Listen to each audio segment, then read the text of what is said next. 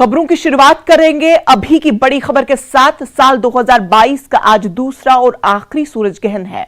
यह सूरज ग्रहण जम्मू के साथ साथ हिंदुस्तान के कई हिस्सों में नजर आएगा।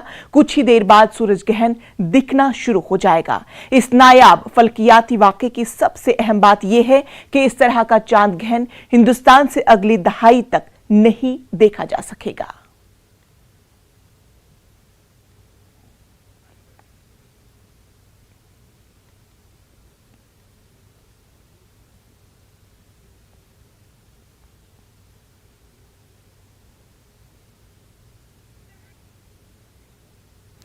ऋषि सुनक बरतानिया के नए वजीर आजम होंगे। सुनक के आला ओहदे तक पहुंचने पर एक जानिब उन्हें मुबारकबाद पेश किए जाने का सिलसिला जारी है, तो वहीं दूसरी जानिब इस पर तनकीद भी की जा रही है। महबूबा मुफ्ती के ट्वीट पर साबिक मरकजी रविशंकर प्रसाद ने उनसे सवाल किया कि रविशंकर प्रसाद ने पूछा है कि क्या आप किसी अक़लियती फिरके के फर्द को जम्मू कश्मीर के वजीर आला की हैसियत से कबूल करेगी?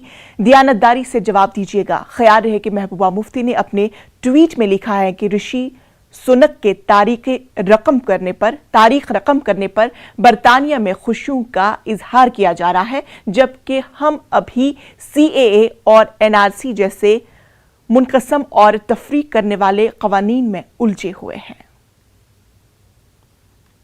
है कि इंग्लैंड में एक अल्पसंख्यक, जो वहां पे अल्पसंख्यक है, वो प्रधानमंत्री बनने जा रहा है, लेकिन भारत में जो है वो CAA में लोग फंसे हुए हैं, NRC में लोग फंसे हुए हैं। देखिए, आज के दिन मैं इस पर कोई जवाब नहीं दूंगा। मैंने एक ही बात कहा है, महबूबा जी से पूछा है कि ईमानदारी से उत्तर दें, क्या जम्मू कश्मीर का मुख्यमंत्री एक अल्पसंख्यक बन सकता है?